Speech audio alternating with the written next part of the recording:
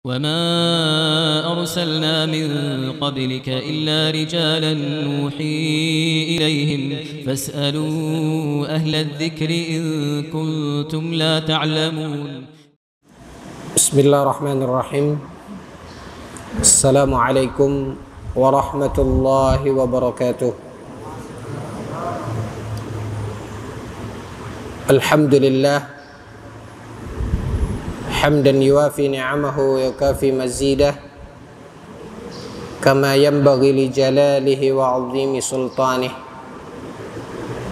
أشهد أن لا إله إلا الله وحده لا شريك له وأشهد أن محمدا عبده ورسوله لا نبي بعده قد أدى الأمانة ونصح الأمة وجاهد في الله حق جهاده صلوات الله وسلامه عليه وعلى آله وأصحابه ومن تبعهم بإحسان إلى يوم الدين. اللهم لا مانع لما أعطيت ولا معطي لما منعت ولا ينفع ذا الجد منك الجد. Ikhwatal iman, puji dan syukur kita munajatkan kehadirat Allah Azza wa Jalla. Salawat beserta salam pada junjungan kita Nabi Muhammad sallallahu alaihi wasallam. Ikhwatal iman, pada kajian kita sebelumnya dalam pembahasan bab terkait macam-macam tauhid telah kita uraikan bahwasanya para ulama berdasarkan dalil-dalil di dalam Al-Quran ataupun di dalam hadis Nabi sallallahu alaihi wasallam menjelaskan bahwasanya tauhid ada yang dinamakan dengan tauhid ar-rububiyah dan ada yang dinamakan dengan tauhid al-uluhiyah. Kemudian yang ketiga dinamakan dengan tauhid al-asma was sifat. Telah sampai kita pada uraian terkait tauhid asma was sifat, yaitu keimanan dan keyakinan di mana Allah Azza wa Jalla memiliki nama-nama yang mulia dan Allah Subhanahu wa Ta'ala memiliki sifat-sifat yang sempurna, di mana nama-nama dan sifat Allah Subhanahu wa Ta'ala tersebut laisa kamitslihi syai', tidak ada yang seumpama dengan Allah, tidak ada yang semisal dengan Allah Subhanahu wa Ta'ala. Maka kita berkewajiban mengesahkan Allah, di mana tidak ada sekutu baginya di dalam nama-nama dan sifat-sifat Allah Subhanahu wa Ta'ala tersebut. Inilah yang dinamakan ikhwatal iman dengan tauhid al-asma was sifat. Ketika para ulama menjelaskan bagian terkait dengan tauhid asma was sifat ini, ada beberapa kaidah dalam memahami tauhid asma was sifat yang harus kita fahami. Di antaranya ikhwatal iman, bahwasanya setelah kita mengetahui dan meyakini di mana Allah Azza wa Jalla memiliki nama-nama yang mulia dan sifat-sifat yang sempurna, dan inilah keyakinan kita, keimanan kita, maka untuk memahami bagian dari tauhid ini, perlunya kita melihat kepada beberapa kaidah seperti diuraikan ikhwatal iman oleh Syekh Muhammad bin Saleh Al-Utsaimin rahimahullahu taala di dalam kitabnya Al-Qawaidul Muthla fi Sifatillahil Ulya. Syekh Muhammad bin Saleh Al-Utsaimin rahimahullah menuliskan kaidah-kaidah terkait dengan nama-nama dan sifat Allah Subhanahu wa taala ini di dalam sebuah risalah yang kecil ukurannya, tapi amat besar faedah dan manfaatnya. Risalah itu dinamakan dan diberi judul oleh Syekh Muhammad bin Saleh Al-Utsaimin dengan Al-Qawaidul Muthla, yang kalau kita terjemahkan ke dalam bahasa kita bisa kita artikan dengan kaidah-kaidah utama terkait dengan pemahaman terhadap asma dan sifat Allah Subhanahu wa taala al-ulya, yang maha tinggi. Di antara kaidah-kaidah tersebut, sebagaimana juga sebagian para ulama yang lain mengupas tentang kaidah-kaidah ini, di mana secara umum Bapak dan Ibu yang dimuliakan oleh Allah, ikhwatal iman, kaidah yang pertama bahwasanya nama-nama dan sifat Allah Azza wa Jalla sesuai dengan pengertian daripada tauhid asma wa sifat yang dijelaskan oleh para ulama, di mana definisi atau pengertian dari tauhid asma wa sifat disebutkan oleh sebagian para ulama mengimani, meyakini nama-nama yang Allah Subhanahu wa taala sebutkan tentang dirinya di dalam Al-Qur'an, dan nama-nama tentang Allah, nama-nama Allah yang disebutkan oleh nabinya di dalam hadis yang sahih. Ini pengertian daripada tauhid asma wa sifat, di mana kita berkewajiban meyakini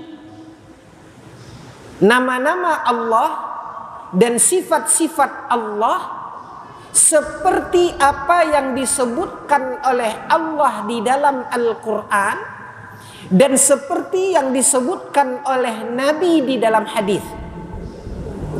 Sehingga kaidah pertama, ikhwatal iman, tauhid asma wa sifat ini, atau dengan ungkapan lain, nama-nama dan sifat-sifat Allah Subhanahu wa taala tersebut tidak bisa kita yakini kecuali apabila itu disebutkan di dalam Al-Quran atau disebutkan di dalam hadis. Ini kaidah pertama. Maka apa yang kita yakini terkait nama dan sifat Allah mesti memiliki dasar. Kalau tidak dari Al-Quran, kalau tidak dari hadis. Ini kaidah pertama. Karena kita mengetahui ikhwatal iman dan meyakini bahwasanya ini adalah urusan al-ghaib. Ini termasuk kepada hal-hal yang ghaib, sesuatu yang tidak tergapai oleh indera kita. Maka dari mana kita meyakininya dan mengetahuinya kalau bukan dari Al-Quran atau dari hadis Nabi Sallallahu Alaihi Wasallam? Allah Subhanahu Wa Taala yang lebih mengetahui dan maha mengetahui tentang dirinya, maka itulah yang disebut oleh Allah Azza wa Jalla di dalam firman-Nya, di dalam Al-Quran. Dan tidak ada orang atau makhluk manusia yang lebih tahu tentang Allah melebihi dari Nabi sallallahu alaihi wasallam. Karena Allah Subhanahu wa taala telah mengatakan di dalam Al-Qur'an, "Wa ma yantiqu 'anil hawa in huwa illa wahyun yuha." Nabi sallallahu alaihi wasallam tidak berbicara dengan hawa nafsunya, tapi apa yang dibicarakan dan diucapkan oleh Nabi itu adalah berdasarkan wahyu yang telah Allah wahyukan kepada beliau. Maka ketika Nabi mengatakan terkait nama dan sifat Allah di dalam ucapannya yang kita sebut dan kita kenal dengan sebutan dan istilah hadis, maka berdasarkan itulah kita meyakini bahwasanya Allah Subhanahu wa taala memiliki nama seperti yang disebutkan oleh Nabi. Allah Subhanahu wa taala memiliki sifat seperti yang disebutkan oleh Nabi di dalam hadis yang sahih. Maka kaidah pertama, ikhwatal iman, bahwasanya dasar di dalam tauhid asma wa sifat itu mesti berdasarkan apa yang disebutkan oleh Allah di dalam Al-Quran, dan mesti berdasarkan apa yang disebutkan oleh Nabi Sallallahu Alaihi Wasallam di dalam hadis. Dan kita tidak keluar dari hal tersebut. Berdasarkan dalil di dalam Al-Quran, berdasarkan dalil di dalam hadis Nabi Sallallahu Alaihi Wasallam. Dan ini kaidah yang pertama. Kaidah yang kedua, ikhwatal iman, kita berkewajiban sebagaimana dikatakan oleh para ulama, wajibnya kita mengimani asma dan sifat Allah kama ja'at, sebagaimana yang disebutkan oleh Allah,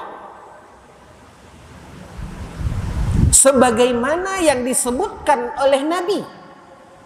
Setelah kaidah pertama, sumber dari keimanan asma dan sifat, asma nama-nama Allah, sifat-sifat Allah, maka ikhwatal iman, sumbernya adalah Al-Quran dan sumbernya adalah hadis. Ini kaidah yang pertama. Yang kedua, wajib kita mengimani dan meyakini seperti apa yang disebutkan oleh Allah.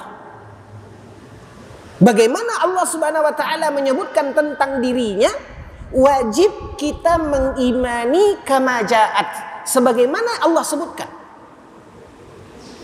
Karena Allah Subhanahu wa taala, kembali kepada apa yang kita yakini, Allah Subhanahu wa taala lebih tahu tentang dirinya, dan Allah Subhanahu wa taala lebih tahu bagaimana Allah Subhanahu wa taala menjelaskannya kepada hambanya.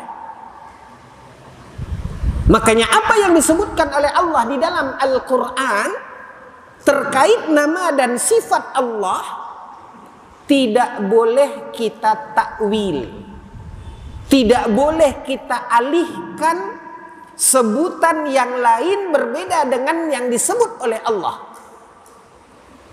Karena pasti Allah yang lebih tahu, sehingga Allah Subhanahu wa taala sebutkan tentang dirinya, tentu dengan ungkapan, tentu dengan bahasa yang Allah Subhanahu wa taala inginkan.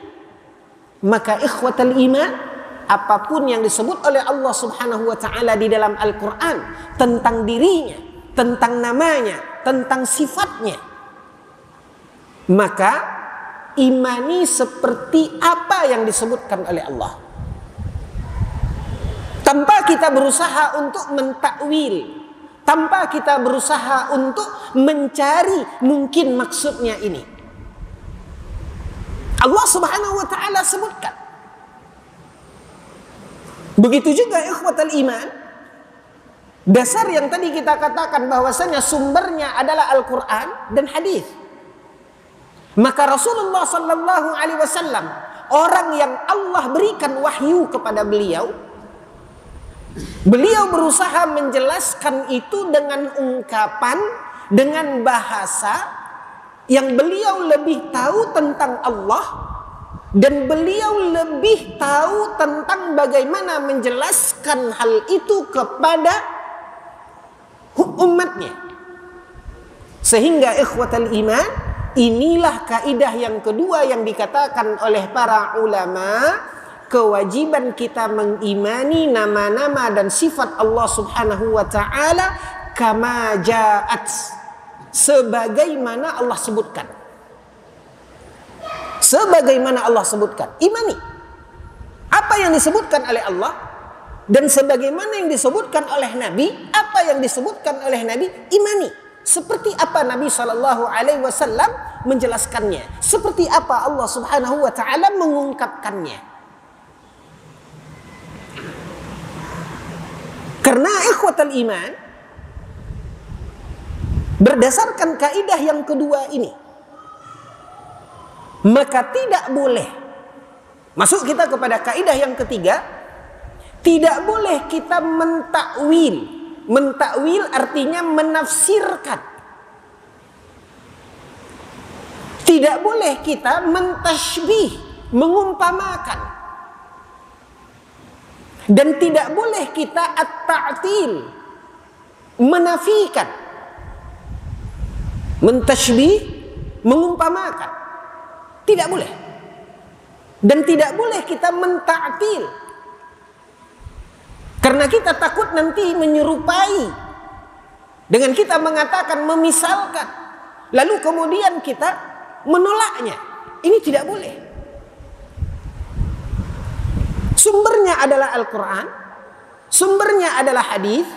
Dengan prinsip tidak ada yang lebih tahu tentang Allah selain daripada Allah. Tidak ada yang lebih tahu tentang Allah dalam makhluknya selain daripada Rasulullah. Maka sumbernya adalah Al-Quran dan hadis. Imani sebagaimana yang disebutkan oleh Allah. Karena tidak ada yang lebih pandai untuk mengungkapkan hal itu tentang Allah, tentang nama dan sifat Allah. Tidak ada yang lebih tahu dari Allah dalam mengungkapkan itu. Dan tidak ada yang lebih tahu cara membahasakannya selain daripada Rasulullah SAW ketika beliau fahamkan itu kepada umatnya. Makanya kita imani itu seperti yang Allah Subhanahu wa taala sebutkan, seperti apa yang disebutkan oleh Nabi SAW, tanpa kita raba-raba maksud dan tujuannya. Tanpa kita meraba-raba mencari-cari apa maksud dari ungkapan ini.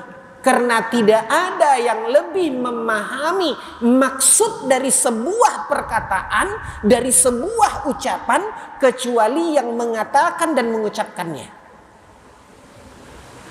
Maka tidak boleh ikhwatal iman kita mencari tafsirannya, kita mencari maksud yang lain. Sebagaimana kita tidak boleh mentashbih, kita tidak boleh mengumpamakan. Kenapa? Karena ikhwatal iman, Allah Subhanahu wa taala telah menegaskan. Apa kata Allah ketika Allah menegaskan laisa kamitslihi syai', kata Allah. Tidak ada yang seumpama dengan Allah. Makanya kaum muslimin yang dimuliakan oleh Allah, Imam Malik, Imam Darul Hijrah, Imam Malik bin Anas,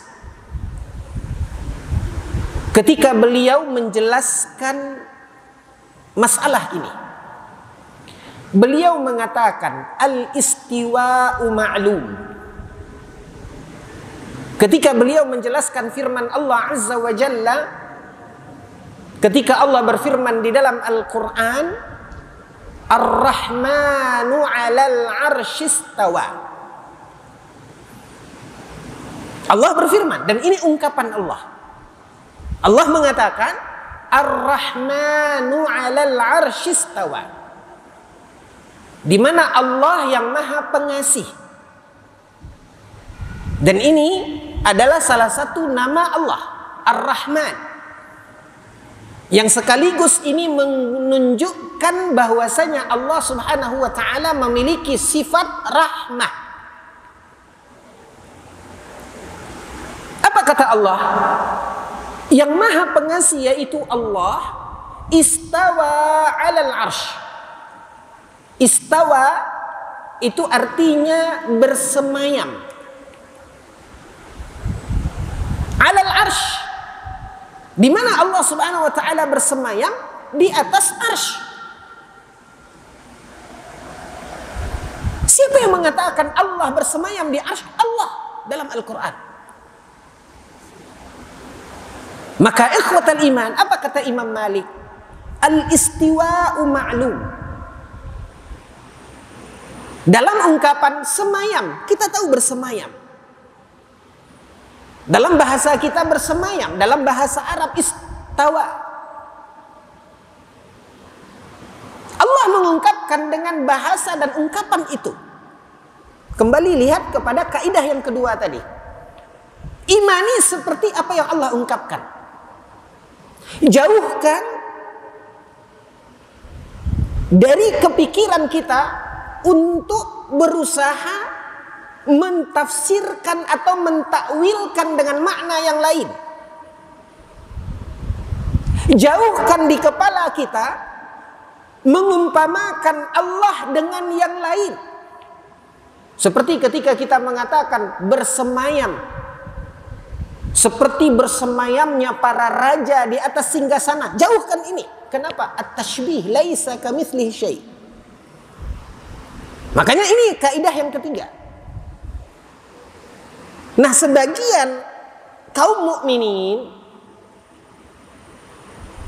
kekhawatiran dalam gambaran yang terbayang di benaknya ketika dia katakan bersemayam, maka akhirnya mereka mentakwil, berusaha mencari makna yang lain.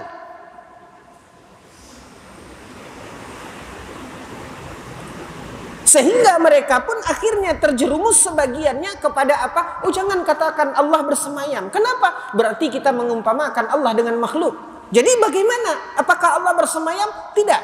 Akhirnya dia ta'til, dia nafikan. Ini contoh yang pertama. Untuk lebih jelasnya ikhwatal iman, sebagaimana di akhir kajian kita pekan yang lalu, saya mengungkapkan pepatah orang Arab menyebutkan wabil mithali tattadihul maqal. Dengan contoh itu akan lebih jelas bagi kita. Maka kita akan memperbanyak contoh. Apa contoh yang lain? Kita ambil firman Allah Azza wa Jalla. Ketika Allah berfirman kepada iblis, seperti yang Allah ceritakan di dalam Al-Quran. Apa kata Allah? Allah Subhanahu wa ta'ala mengatakan kepada iblis, ya iblisu, ma mana'aka alla tasjuda lima khalaqtu biyadayya. Ini kata Allah di dalam Al-Quran.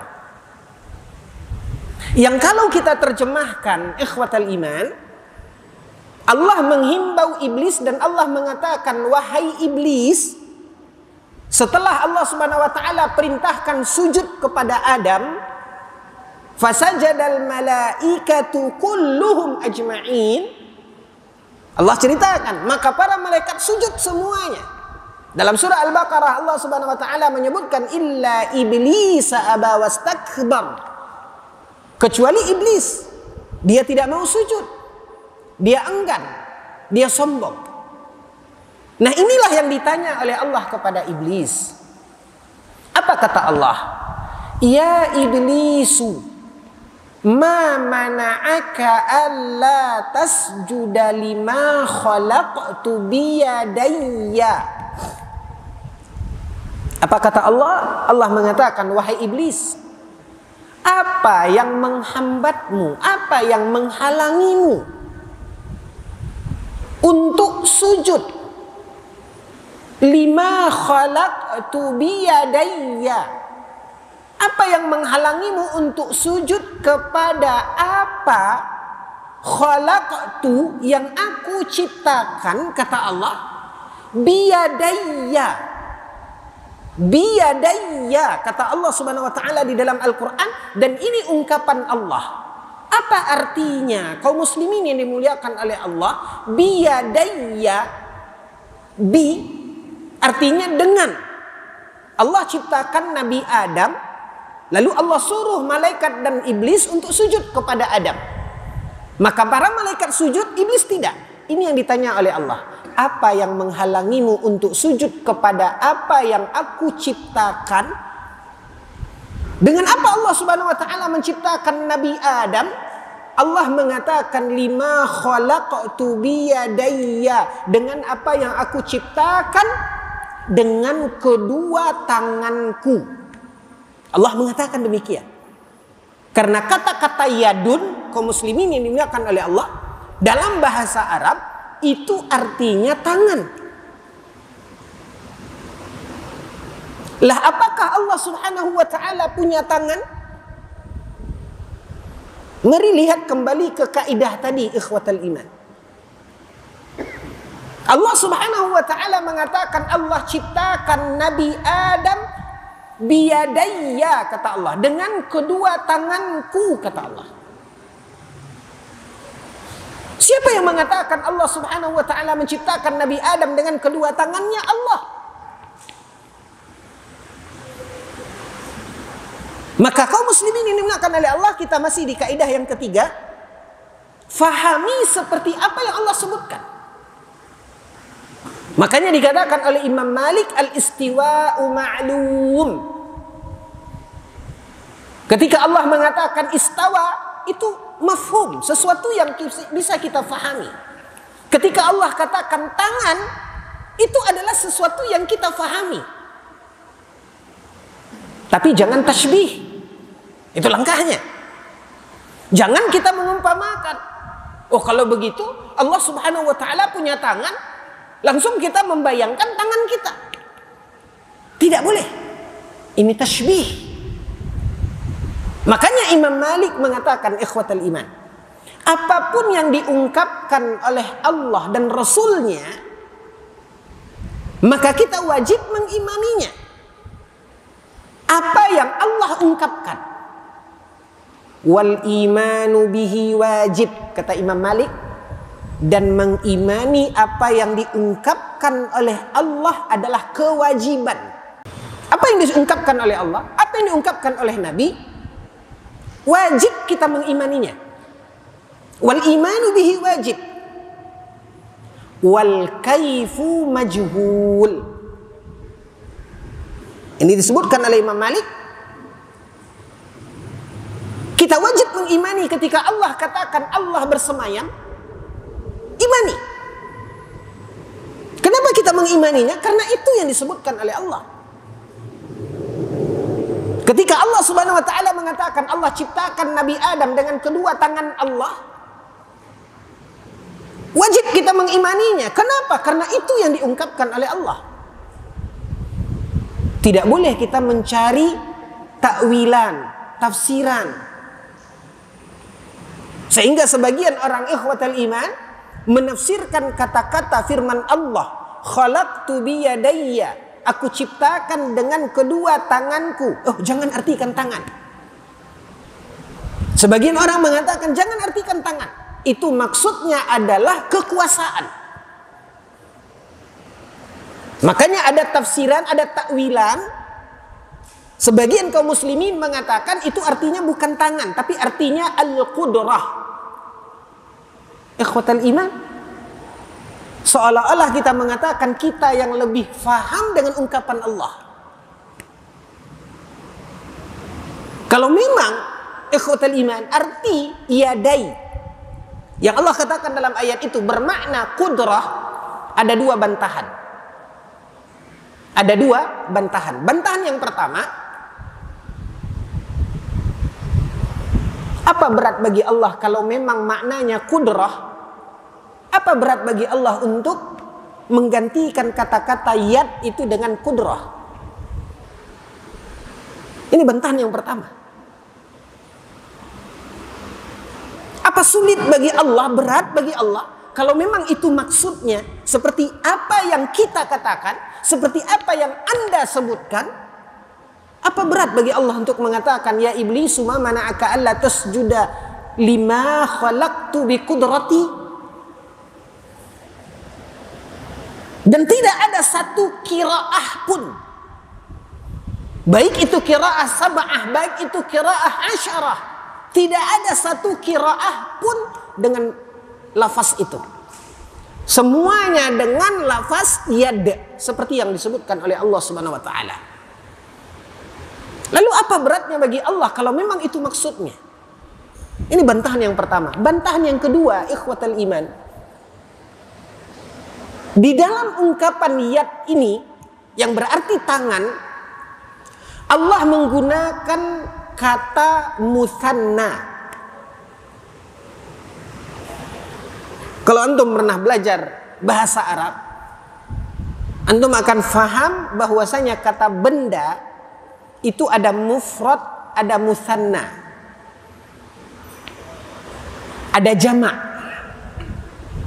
Dalam bahasa Arab ada mufrad satu, ada musanna dua, dan ada jamak. Ini perbedaan sedikit bahasa Arab dengan bahasa Inggris. Ya, karena jamak dalam bahasa Arab itu dimulai dari 3. 2 ini tidak disebut jamak, tapi disebut musanna. Nah, ikhwatal iman, kalau memang yad itu bermakna kudrah, apa maksudnya Allah Subhanahu wa taala mengatakan anggap? Ya, anggap kalau memang yad di sini bermakna kudrah, kenapa Allah mengungkapkannya dalam bentuk musanna, dalam bentuk 2? Jadi artinya, ya iblis, apa yang menghalangimu untuk sujud kepada Adam, kepada apa yang aku ciptakan dengan kedua kudrati, kekuasaanku? Apa maksudnya 2 kekuasaan Allah? Dari susunan bahasanya, ikhwatal iman, jelas bahwasanya ini adalah takwil, penafsiran yang batil. Karena di sini Allah menggunakan ungkapan musanna. Yang jelas Allah Subhanahu wa taala menyebutkan yang aku ciptakan dengan kedua tanganku. Begitu kata Allah. Maka imani seperti apa yang disebutkan oleh Allah Azza wa Jalla tanpa kita berusaha menyelewengkan maknanya. Dan tanpa kita membayangkan perumpamaan. Cukup kita fahami artinya tangan, ya tangan. Sebagaimana yang Allah Subhanahu wa taala sebutkan. Kalau Allah Subhanahu wa taala punya tangan, seperti apa tangan Allah kita tidak tahu. Dan ini yang disebutkan oleh Imam Malik, wal kaifu majhul. Allah mengatakan Allah punya tangan, iya, seperti apa tangan Allah tidak tahu. Karena Allah tidak jelaskan. Was-su'alu anha bid'ah.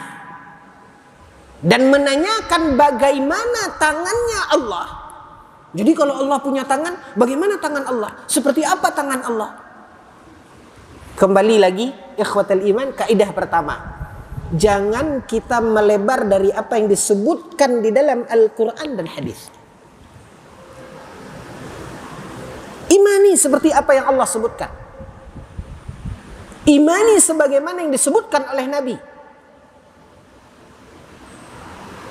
Dan Allah Subhanahu wa taala memberitahukan kepada kita dengan ungkapan itu tanpa Allah jelaskan seperti apa bentuknya. Maka ini yang disebut wal kaifu majhul.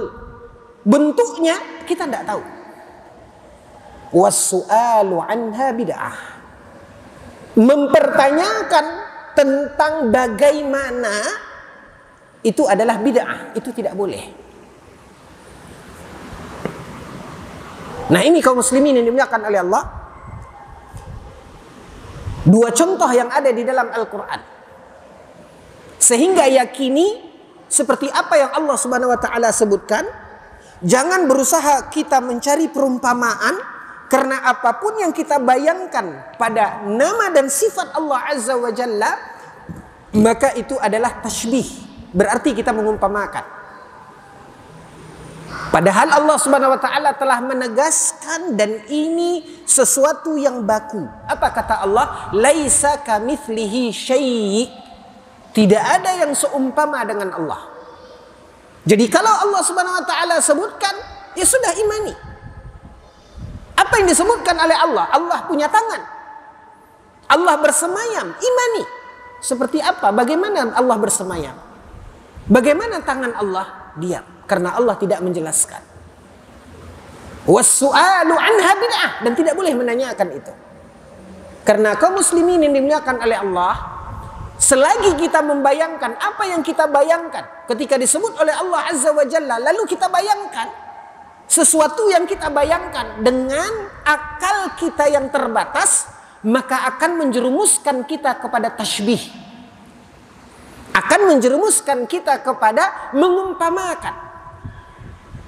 Dan inilah yang membuat sebagian ahlul bid'ah ketika mereka khawatir, takut mengumpamakan Allah dengan makhluknya, makanya akhirnya mereka terjerumus kepada ta'til, kepada akhirnya mereka menafikan. Oh, bukan begitu maksudnya. Mereka tidak mau dan enggan untuk mengimani seperti apa yang disebut oleh Allah. Kenapa? Karena takut mengumpamakan. Nah, inilah yang ditanamkan oleh Imam Malik ikhwatal iman.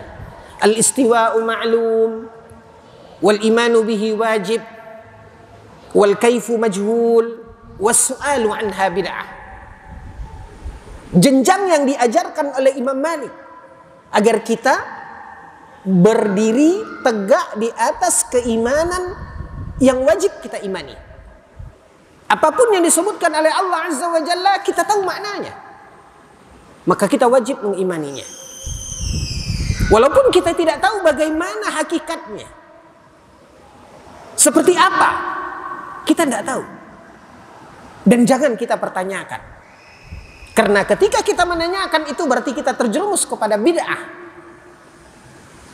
Dua contoh dalam Al-Quran. Saya berikan contoh yang ketiga. Dari hadis Nabi SAW. Hadis dikeluarkan oleh Imam Muslim dan yang lainnya dalam Sahih Muslim. Nabi SAW bersabda. Apa kata Nabi SAW? Bahwasanya innallaha, kata Nabi, ini ungkapan Nabi dalam hadis. Innallaha, sesungguhnya Allah, yanzilu ila sama'id dunya. Sesungguhnya Allah yanzilu, Allah turun. Kata-kata nazala yanzilu dalam bahasa kita, kalau kita terjemahkan itu artinya turun.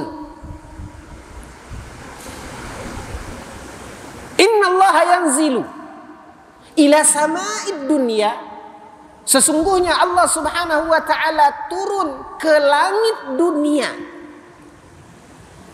Allah turun ke langit dunia, kata Nabi, fi thuluthil lailil akhir, di sepertiga malam terakhir.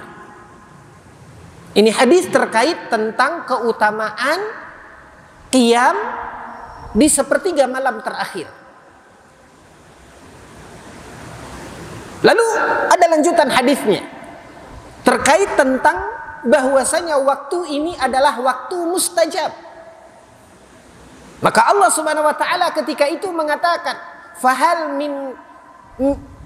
min mustaghfirin fa'aghfiralah.